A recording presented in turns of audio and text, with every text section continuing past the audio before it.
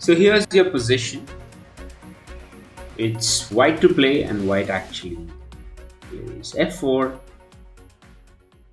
Take a moment, do your analysis, and tell me who's going to win this game.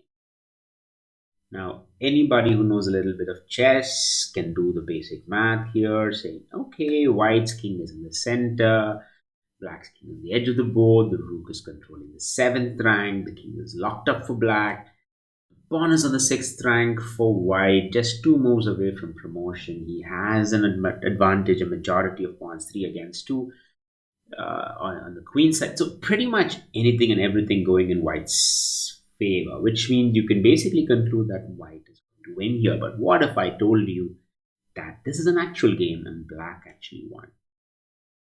What could have happened that actually led to a reversal of fortune? That's what we'll discuss in today's video. My name is Bharat Devyang. I'm the founder and CEO of Zugzwang Academy. And let's see what really happened. So at this moment, the king moved here attacking the rook. Now, if you were to take a moment to think about it, then the most likely move is to just capture the pawn. Black would take this pawn, then you would move here, and eventually you would take this pawn as well, and you would have like a 3-pawn majority against black, and there's no way that black can come back. So this is what must have happened. However, the losing move for white was actually king d6. Because after this, all black had to do was give a check. The king had to move away and you capture this and eventually you lose this pawn. So it becomes really, really hard for like white to come back from here. I mean, even if we were to attempt this, you would probably have this one, you capture this and you would capture this. And there's no way you come back from this particular game. However, white just resigned here because the moment he realized this complete move, that kind of just broke him and he gave up. Now, this is typically what would happen in a game. And this is why chess is beyond just computer analysis. It is actually the best tool to understand the psychology of a player, to understand how a person actually thinks. So my thought process here is to ask, why did white move his king here? Why not something else? A couple of reasons for it. So one, you've been playing the game for a while. This is, as you can imagine, towards the end game. So which means there's a momentum being built up. There is a certain speed at which you're moving into the game. So it's unlike you right now, who's looking at this position with the lens or glasses of analysis. When you're playing the game, it's quite different. You've got to understand and accept that first. Second is that when you have this momentum, you tend to get attached to certain positions. For example, this pawn, it's under attack and the rook is supporting it. So you want to continue to support it. Letting go of that pawn is a hard decision. It requires you to calculate. You might not do that. The third is that this is the most intuitive way of having to support it. Now, there could be a couple of ways in which this could have been very different. For example, this could be check, king moves here, and then you move the rook so that even if this check happens, you don't lose the pawn, but rather you would maybe exchange it, and this is still going to be more drawish than a win for white.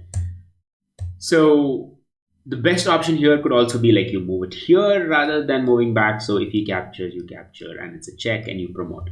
So there are all these different variations in which white could have won. Just this move is absolutely devastating because after this, you lose the rook and there's no way of coming back. So oftentimes, when we are playing the game in the heat of the moment, the force of habit, intuition takes over. We make the most intuitive move. We do not calculate what is going to happen. Now, when you learn chess, there are two layers in which you learn, or two levels in which you proceed. The first level is where you build intuition. Very, very important. But the second level is when you realize intuition is not enough. Calculation is necessary, as in trust, but verify. Trust your intuition, but verify your intuition. That habit, that work ethic, that ethic of actually trusting your intuition but still verifying it is what's going to make you an advanced player. So in this case, all white had to do was to actually move it, at least imagine it in his mind, visualize it, and then ask what would black do in that case. But oftentimes we don't ask about it. We just make the move without thinking about my opponent's response. And this is what leads to a complete reversal of fortune. The other thing to also think about is how in a game, just because you're winning doesn't mean you're won. Fortunes can reverse very quickly. These are the swing moves in chess. So if you actually do the game analysis here, it's probably like a swing of about 8 moves. This is like equivalent of losing your queen, a queen blunder. It's that much. The game just changes color, changes direction right after this. So how do you prevent such moves? As I said, the truth is in trusting your intuition. You need intuition. You cannot just brute force your way into finding the best move each time. You need intuition. Without intuition, you cannot play chess. Intuition is like muscle memory in tennis. So you absolutely need the intuition, but you also need a layer of calculation. You need to calculate what's going to be my opponent's response here. And when that response is seen, that's when you hold back. That's when you curb the impulsiveness that comes with intuition. So if you understand this, then you will change the way you think about chess. You will change the way you play chess. You would come up with your intuitive move, but you will always verify it with hardcore calculation about what's going to happen if you make that move. So that's the lesson that we take from this particular endgame. And also, never give up. That's the reason. Even if you're in a losing position, you just don't resign and give up. If you are a good chess player, you always fight till the end. You never know. Because this is the most exhilarating feeling that Black would have had here. Because he just was losing the game, and with one single move, completely changes it into a win.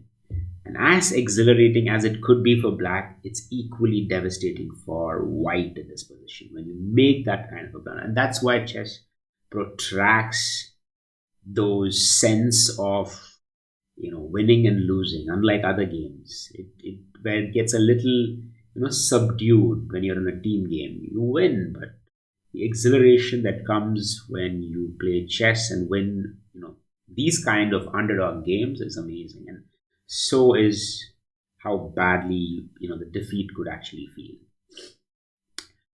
So takeaways: trust but verify. Always verify your moves. Always ask, what's my opponent gonna do next?